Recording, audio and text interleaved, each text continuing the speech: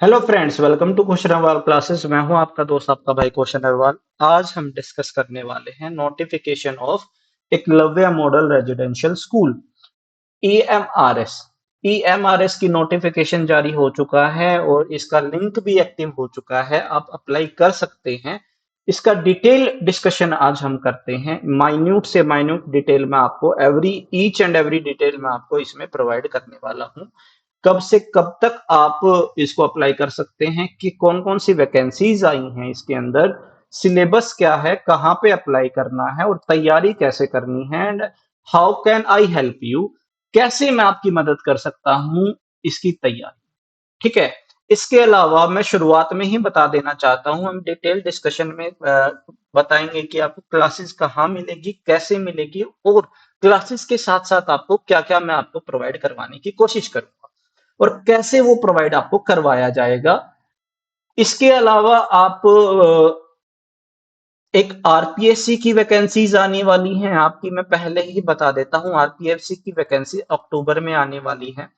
D triple S भी TGT की vacancies आने वाली हैं। ठीक है, उसके बारे में थोड़ा सा डिस्कशन करेंगे।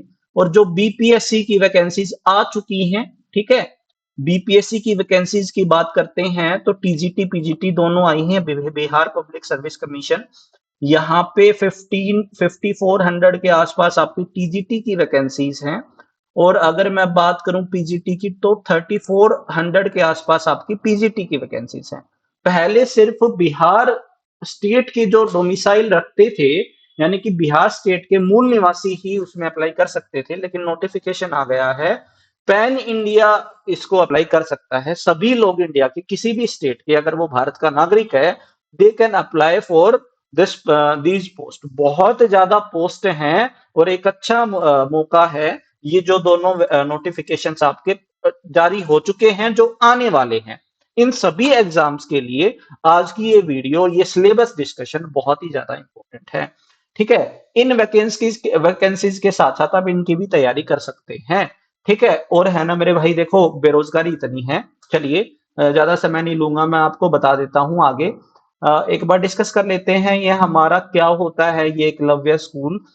Basically national education society for tribal students. जो ट्राइबल स्टूडेंट्स होते हैं, जो शेड्यूल ट्राइब, जो कास्ट से, जो शेड्यूल ट्राइब कैटेगरी से जो हमारा रिलेटेड बच्चे होते हैं, यानी कि ट्राइब्स के जो बच्चे होते हैं, वो इस स्कूल के अंदर पढ़ते हैं। और ये जो स्कूल का कॉन्सेप्ट है, ये नवोदय विद्यालय आपने सुना होगा, और आपने कई लोग उनकी तैयारी भी करते हैं, सिलेक्टेड भी हैं, या पेपर दे रखा है, आपको सारा कंसेप्ट उसका पड़ता है कि ये सिक्स टू ट्वेल्थ तक ये हॉस्टल सिस्टम आपका स्कूल होता है। वहीं पे बच्चे रहते हैं, वहीं पे टीचर रहते हैं, वहीं पे आपको रहना होता है और वहीं पे आपको क्लासेस प्रोवाइड करनी होती है। हरियाणा, पंजाब और दिल्ली को छोड़कर हर जगह इसके स्कूल मिलते हैं। ठीक है, पैन इंडिया कंसेप्ट है, कहीं भी पोस्टिंग आ सकती है, पहले ही बता देता हूं मैं इसमें। डरने वाली बात नहीं है, बेरोजगारी इतनी है, हम कहीं भी जाके काम कर लेंगे, चाहे बिहार हो, चाहे उत्तराखंड हो, चाहे कुछ भी हो, हम काम करने के लिए तत्पर है भाई। बेरोजगारी बहुत ज्यादा है, तो आप सभी को इसमें अप्लाई करना ही करना है, चाहे आपका सिलेक्शन होने वाला है या नहीं होने वाला है, आप एग्जाम पक्का देना है इसका। कब से कब तक अप्लाई कर सकते हैं? नोटिफिकेशन जारी होते ही इसका जो लिंक है वो एक्टिवेट हो चुका है। कहाँ अप्लाई करना है वो मैं अभी बता दूंगा थोड़ी देर पे। 31 जुलाई, साढ़े 11:50 से पहले आप इसको कर सकते हैं अप्लाई। प्रिंसिपल, पीजीटी और नॉन टीचिंग स्टाफ की वैकेंसीज आई हैं, लगभग 4000 के आसपास वैकेंसीज है, और अकेले पीजीटीज की वैकेंसी 2266 है। ठीक है, तो आप अप्लाई कर सकते हैं। फीस आपके सामने दे रखी है, प्रिंसिपल की 2000, पीजीटी की 1500, नॉन टीचिंग की 1000 रुपए आपकी फीस लगेगी। बेसिक सी ये कुछ पढ़ने की जरूरत नहीं है, ये आपको बता रखा है कैसे क्या एडमिट कार्ड आएगा, डायरेक्टली हम बता देते हैं। 303 वैकेंसी प्रिंसिपल की हैं, 2266 वैकेंसी पीजीटीज की हैं। ठीक है, और बाकी नॉन टीचिंग स्टाफ की वैकेंसीज आप स्क्रीन पे देख सकते हैं। तो हम बेसिकली बात करने वाले हैं आज इंग्लिश और कंप्यूटर साइंस। हाँ जी, कंप्यूटर साइंस की भी आपको क्लासेस प्रोवाइड करवाने की मैं सोच रहा हूँ, जो कंप्यूटर साइंस के बच्चे हैं। नहीं तो हम तो अपनी इंग्लिश की तैयारी जोर और शोर से करने वाले ही हैं। ठीक है, जो बच्चे मेरे से पढ़े हैं वो बच्चे जानते हैं कि हम जब एक चीज को की शुरुआत कर देते हैं तो हम उसको खत्म करके ही मानते हैं, खत्म करके ही रहते हैं। जैसा एचएसएससी टीजीटी इंग्लिश में हुआ था, मैंने भरपूर कोशिश की थी आपको टिल डेट आपको अच्छे से अच्छा मैटर प्रोवाइड करवाने की, वैसे ही मैं कोशिश करूंगा इस एग्जाम में। ठीक है। बीच में कुछ दिन मेरी वीडियोस नहीं आई थी because I was on vacations. ठीक है। चलिए वैकेंसी के बारे में बात करते हैं। इंग्लिश की 246 वैकेंसी है, 102 वैकेंसीज यूआर, 24 ईडब्ल्यूएस, 66 आपका ओबीसी नॉन क्रीमी लेयर। ठीक है। बाकी ये आपका एससी की 36 है और एसटी की 18 है। बाकी वैकेंसीज आपकी पीडब्ल्यूबीडी की दे रखी है। ठीक है। बाकी सभी सब्जेक्ट की वैकेंसीज आई हुई हैं, आप दे सकते हैं अगर आप किसी और सब्जेक्ट से कंसर्न रखते हैं। अदर लैंग्वेजेस में भी आया है, जैसे मराठी, ओडिया, तेलुगु, संस्कृत, बंगाली, संथली, ये सभी लैंग्वेज के भी पेपर आपकी वैकेंसीज हैं। ठीक है। अब जो है एग्जाम पैटर्न की बात करते हैं। अगर मैं बात करूं पे ग्रेड की, पहले पे ग्रेड की बात कर लेते हैं। प्रिंसिपल का लेवल 12, बेसिक पे होती है इसकी 78,800। पीजीटी की बात करते हैं, सेम पे ग्रेड एज ऑफ आपका डी ट्रिपल एस बी के जो टीचर्स होते हैं, एनवीएस के जो टीचर होते हैं, केवीएस के जो टीचर होते हैं, और हरियाणा सरकार में जो टीचर्स पीजीटी वाले जो लेक्चरर्स लगते हैं, पीजीटीज लगते हैं, उनकी सेम सैलरी और सबसे ज्यादा सैलरी इन्हीं टीचर्स की है। बेसिक जो होता है वो 47,600 होता है, उसके ऊपर टीएडीए मिलता है आपको, एचआरए मिलता है, हाउस रेंट अलाउंस मिलता है, और कुल मिला के 70 से 72 आपकी ग्रोस सैलरी हो जाती है, और 65 के आसपास आपकी 65,000 के आसपास आपकी जो सैलरी होती है वो आपकी इन हैंड सैलरी पहली सैलरी बनती है। तो हैंडसम सैलरी है, तो रहा जा सकता है। कुछ अलग से अलाउंस भी मिलते हैं, जैसे नवोदय में 10% सैलरी जो है ज्यादा मिलती है, क्योंकि वो रेजिडेंशियल स्कूल है तो टीचर्स को वहीं रहना होता है, तो रेजिडेंशियल के लिए 10% अलाउंस उनको ज्यादा मिलता है, तो इसमें भी आपको मिलेगा। ठीक है। अब बात करते हैं एग्जामिनेशन स्कीम की। बेहतरीन एग्जामिनेशन स्कीम है आपकी। पहले केवीएस ऐसा पेपर लेता था इसी एग्जामिनेशन स्कीम पे। जो पिछला पैटर्न था, नए वाला पैटर्न तो उनका चेंज हो गया है थोड़ा सा, पहले यही पैटर्न था, एनवीएस का भी यही पैटर्न है। जनरल अवेयरनेस का पेपर होगा जीए, जिसके अंदर करंट अफेयर्स और जीके के क्वेश्चन पूछे जाएंगे, 10 मार्क्स के होंगे, 10 क्वेश्चन होंगे। रीजनिंग एबिलिटी जो सबसे ज्यादा आपको सिलेक्शन में हेल्प करेगी, इसमें से 20 में से 20 लेने की कोशिश करनी है हमें। रीजनिंग एबिलिटी के 20 मार्क्स हैं। नॉलेज ऑफ आईसीटी, इसमें भी 10 में से 10 लेने की कोशिश करनी है। कंप्यूटर साइंस के जो स्टूडेंट्स है वो तो ले ही लेंगे, बाकी स्टूडेंट्स को भी बेसिक कंप्यूटर नॉलेज जो है आपका वो होना चाहिए। बेसिकली ये ज्यादा सिलेबस नहीं होता, इसका इनपुट आउटपुट को हम देख लेंगे। ठीक है। 80 मार्क्स का आपका सब्जेक्ट कंसर्न होगा, उसमें से 70 मार्क्स का पर्टिकुलर सब्जेक्ट होगा, 5 मार्क्स का आपका एक्टिविटी बेस्ड जो आपका पेडागोजिकल आपका जो एक्सपीरियंशियल एक्टिविटी होती है, जो study case study based question होते हैं, 5 क्वेश्चन वो आएंगे, और 5 क्वेश्चन आपके एनईपी 2020 के ऊपर पूछे जाएंगे। ये आपके 5 पार्ट में डिवाइड किया गया है। 6th part special language section रखा गया है, लैंग्वेज कॉम्पिटेंसी टेस्ट 20 मार्क्स का होगा, जिसमें 10 मार्क्स की इंग्लिश और 10 मार्क्स की हिंदी। इसमें आपको 40% मार्क्स लेने जरूरी है, यानी कि 4 नंबर हिंदी में आने जरूरी है और 4 नंबर इंग्लिश में आने जरूरी है। अगर आप ये नहीं ले पाए हैं तो आपका पेपर चेक ही नहीं होगा, सबसे पहले 6th पार्ट आपका चेक होगा। तो हिंदी और इंग्लिश का थोड़ा सा ध्यान रखेंगे, नहीं तो आपका पेपर चेक ही नहीं होगा। ठीक है। तो ये होगी एग्जामिनेशन स्कीम की बात। 150 नंबर का पेपर होगा, 150 नंबर में से कट ऑफ लगेगी। अब बात करते हैं बेसिकली आपका कहां पे आपको मिल जाएगा। ये आपका ईएमआरएस, आप अगर सर्च करेंगे गूगल पे तो ये वेबसाइट आ जाएगी। वेबसाइट के ऊपर ही आपका, बैनर के ऊपर ही आपको ये स्लाइडिंग जो हो रही है ना, जो हाइलाइट्स के अंदर, इसी के अंदर आपको डिटेल नोटिफिकेशन भी मिल जाएगा, इसी के अंदर आपको सिलेबस, डिटेल सिलेबस भी मिल जाएगा, और यहीं पे आपको मिल जाएगा आपका कि अप्लाई का लिंक। यहाँ पे देखिए नीचे दे रखा है स्लाइडिंग में, आराम से आ जाएगा, अभी देख लेते हैं। अच्छा, पैन इंडिया ये स्कूल्स होते हैं, बेसिकली 694 स्कूल सैंक्शनड हैं, 46 और होने वाले हैं, 401 टोटल हमारे इंडिया में ये सारे के सारे स्कूल्स हैं। ये बता रखा है, देखो यहाँ पे apply for the post of principal, इसके बाद apply for the post of PGT, यहाँ पे आप जाके अप्लाई कर सकते हैं। अगर मैं बात करूं पीजीटी इंग्लिश के सिलेबस की, तो सिलेबस के अंदर कुछ अलग नहीं है। सिलेबस अगर मैं बात करूं तो एनवीएस का जो सिलेबस था, इसके बाद डी ट्रिपल एस बी का जो सिलेबस था, डी ट्रिपल एस बी का जो पीजीटी और टीजीटी इंग्लिश का सिलेबस होता है, और बाकी जो एग्जाम्स के होते हैं, आरपीएससी का सेकंड ग्रेड का जो सिलेबस होता है वही सिलेबस है। देखो फर्स्ट ग्रेड में जो सिलेबस आता है वो पर्टिकुलरली कुछ वर्क्स डिफाइन कर रखे हैं उन्होंने।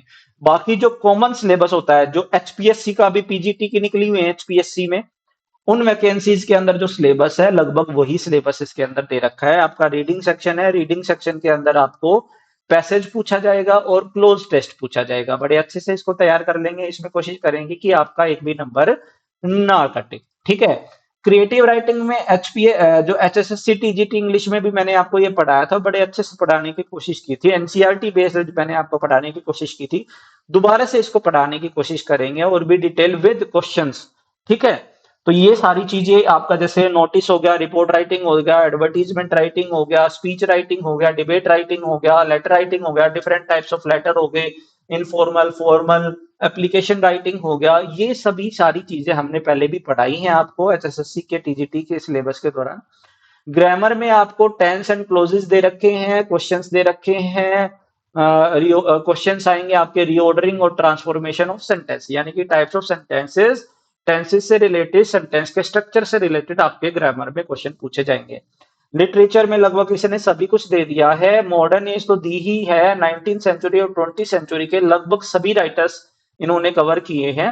शेक्सपियर वर्क्स इन्होंने पर्टिकुलरली मेंशन किया है, तो ज्यादातर पोर्शन हर एग्जाम में, चाहे वो यूपी का एग्जाम हो, डी ट्रिपल एस बी का एग्जाम हो, या बाकी जो एचपीएससी का एग्जाम हो, शेक्सपियर तो पूछा जाता ही है। तो इसको तो हम अच्छे से करेंगे। रोमांटिक पीरियड मेंशन कर रखा है, और साथ में अच्छा रोमांटिक पीरियड में भी कुछ इन्होंने पॉइंट्स और राइटर्स मेंशन कर रखे हैं, जैसे शैली, पीबी शैली है, विलियम वर्ड्सवर्थ है, डब्ल्यू बी ईस्ट है, और एस टी कोलरिज है। ये तो हम करते ही हैं और करना ही था हमें इनको, ठीक है। और 19 और 20 सेंचुरी के अमेरिकन और इंग्लिश लिटरेचर में रॉबर्ट फ्रॉस्ट, हेमिंग्वे, ये सभी इंपॉर्टेंट, हम अच्छे से इनको कवर कर लेंगे। इनकी जीवनी क्या है, इनका बायो क्या है, और इनके वर्क्स, इंपॉर्टेंट वर्क्स, और उनकी समरी और उनके करेक्टर्स अच्छे से हम इनको तैयार करेंगे, ताकि हमारा कोई भी सेक्शन इसके अंदर ना रहे। मॉडर्न इंडियन राइटिंग में हमारा जो हमने पहले भी किए हैं, ये पहले हमने ओवरव्यू किया था, सिर्फ बायो हमने इनकी की थी, लेकिन अब इनके वर्क्स भी हम थोड़े से डिस्कस करेंगे। साथ में मॉडर्न राइटिंग कुछ कुछ आते हैं, जैसे लैटिन अमेरिका या अफ्रीका, ऑस्ट्रेलिया, यहाँ से कुछ कुछ हैं जिनके वर्क्स पूछे जाते हैं, वो हम इंपॉर्टेंट इंपॉर्टेंट कर लेंगे। बाकी पहले पैराग्राफ से ही मोस्टली आपका पेपर बन जाएगा। साथ में इंडियन राइटर्स, दूसरे पार्ट से आधा जो बच जाएगा वो इंडियन राइटर से बच जाएगा।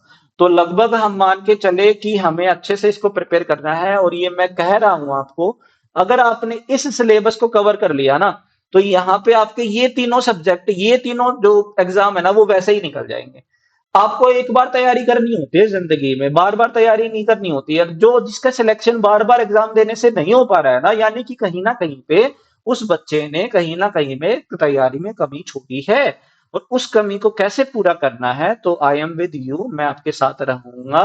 मैं पहले स्टूडेंट हूं, फिर एक टीचर हूं। एज ए स्टूडेंट मुझे इस एग्जाम को क्लियर करने में क्या क्या चीजों की जरूरत है, वैसे मैं आपको पढ़ाने की कोशिश करूंगा, ठीक है। अगर आपने ये सिलेबस कवर मेरे साथ कर लिया, तो ये सिर्फ इस वैकेंसी में आपको काम नहीं आएगा। मैं कह रहा हूं कि एक बार तैयारी करने की जरूरत होती है, बार बार तैयारी करने की जरूरत नहीं होती है। आप मेरे साथ एक बार इसको प्रिपेयर कर लीजिए, फिर आपको हर एग्जाम के लिए अलग से प्रिपेयर करने की जरूरत नहीं होगी। सब्जेक्ट कंसेप्ट आपका अच्छा हो जाएगा। अच्छा, क्या क्या हम करेंगे, देखो सबसे इंपॉर्टेंट होता है सबसे पहले तो सिलेबस के अकॉर्डिंग हमें पढ़ना, ठीक है। तो एज पर सिलेबस ही मैं आपको पढ़ाऊंगा, ना तो ज्यादा ना कम। जितना जरूरत है, जितना हमें, जितने नमक की जरूरत है उतना ही नमक हम उसके अंदर डालेंगे। ज्यादा नमक डालने से जहर हो जाता है, कम नमक डालने से फीका हो जाता है। ऐसा बिल्कुल भी हम नहीं करेंगे, ठीक है। एज पर सिलेबस हम पढ़ाई करेंगे। सिलेबस के अंदर पढ़ाई करते हुए हम क्या करेंगे, टेस्ट रखेंगे, ठीक है। दो तरीके के टेस्ट हम देंगे आपको, टॉपिक वाइज टेस्ट और आपका फुल लेंथ टेस्ट। तो जब हमारा सिलेबस चलता रहेगा, तो बीच बीच में हर संडे को या वीक में 2 बार हम आपका टेस्ट लेंगे टॉपिक वाइज। जैसा ही हमने टॉपिक कवर किया, हम आपका टेस्ट लेंगे। उसके अलावा डाउट सेशंस रखेंगे, ठीक है। तो पर्टिकुलर जो एक बैच के अंदर होता है सब कुछ हम आपको प्रोवाइड करवाएंगे, और जो प्रीवियस ईयर पेपर है उसके अकॉर्डिंग ही आपको टेस्ट बनाने की कोशिश हम करेंगे, ठीक है। इंग्लिश सेक्शन का जो तैयारी है वो मैं आपको अच्छे से करवा दूंगा, क्योंकि यहाँ पे आपका 80 मार्क्स की नहीं 90 मार्क्स की इंग्लिश आएगी 150 में से।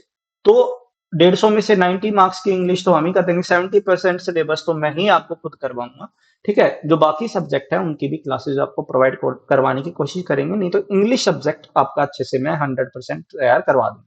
और जो मेरे से पढ़े हैं, एक बार भी पढ़े हैं या मेरे से जुड़े हैं, उनको पता है जब हम शुरुआत करते हैं तो उसको खत्म करके ही छोड़ते हैं, बीच में नहीं छोड़ते हैं, ठीक है।